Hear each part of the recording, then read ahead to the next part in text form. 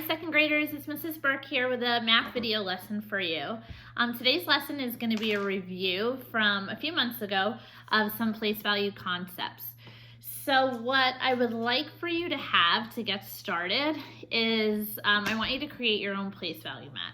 And to do that, you'll just need a plain piece of paper, and you're going to want to divide it into 3 columns. So here we have our hundreds, our tens, and then our ones. So our place value mat goes in order from largest place to smallest place. Now, once you have this made, we want to be able to use it over and over throughout the multiple examples. So there is a way to make this reusable pretty easily. If you have a sheet protector at home, you're going to want to use this.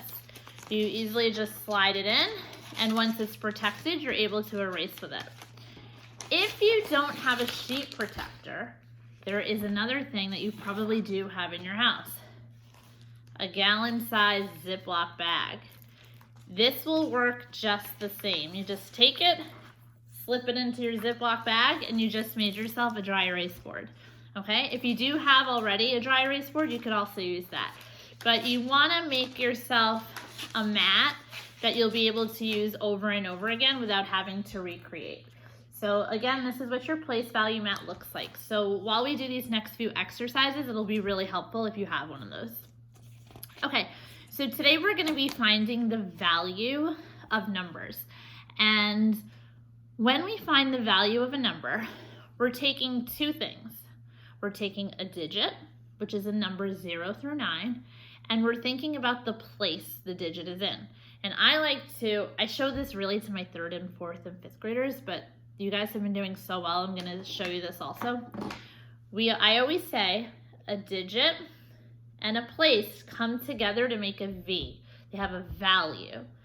And the value is a representation of the digit and the place. So if I have a 5 in the tens, the value is 50. If I have a 3 in the hundreds, the value is 300.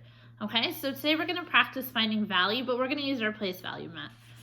So here it says, what value is represented by the underlined digit?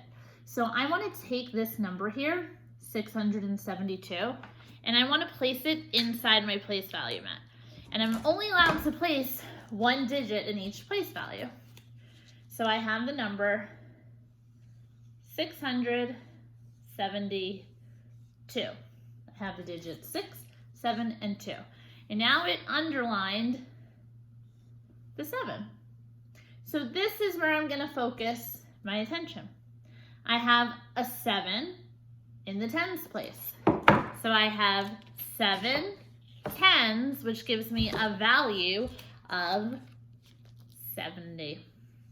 And you can even think about it in expanded form. 672 is 600 plus 70 plus 2, but it only wants to know about that 7, so the value is 70. Let's try another one, and look how easy it is. Erase it, and you're ready to start fresh. Here's my next one. I have the number 437, so I'm going to place that in my place value chart. 437, and they wanted us to focus on the digit 4.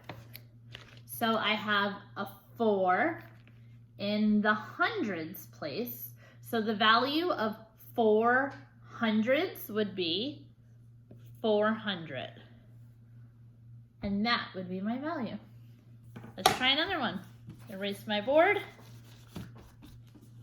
Okay. I have the number 894.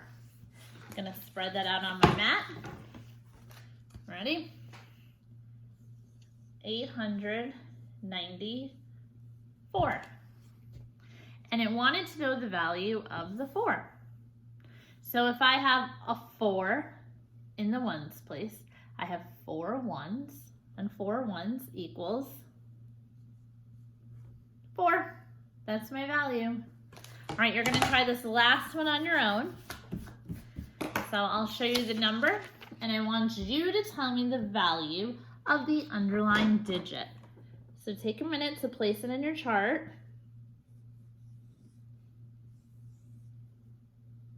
Okay, so now think to yourself, what digit and what place? And put them together to give you that V for value. So I have a 5 in the tens place. So 5 tens, 10, 20, 30, 40, 50, yeah. 5 tens gives me a value of 50. Okay? Now we're gonna do one other exercise that still focuses around place value. And for this one, I'm gonna wanna use my place value mat as well. It's a great tool that helps keep my numbers and my values organized. So here I have a word, but this isn't standard form anymore. Who remembers what form we call this? That's right, it's word form or written form. So I'm gonna take my time reading this number.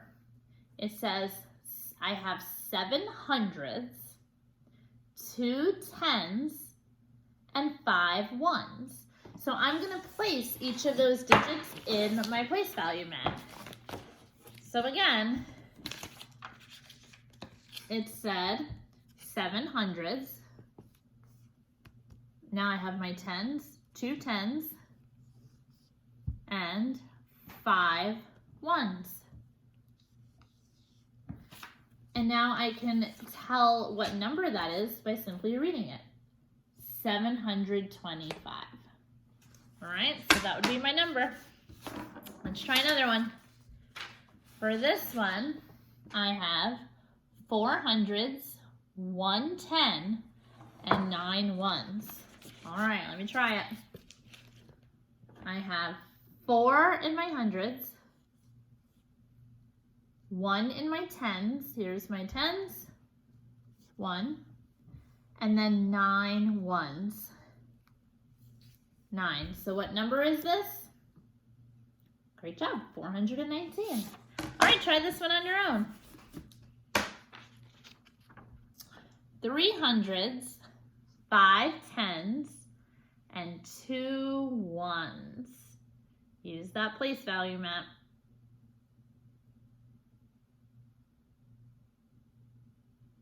Okay, let's see if our answers match. I'm gonna put a 3 in my hundreds, a 5 in my tens, and a 2 in my ones, which gives me a value of 352. All right, so use this place value mat to help you with your place value questions today. And place value mats are super helpful for other strategies as well. Number discs, right? Comparing numbers. So it's always good to know how to make a quick one, even when you're home without a whiteboard. There's always a solution. So great job. Work hard on your math today and look forward to our next meeting. See you soon. Bye.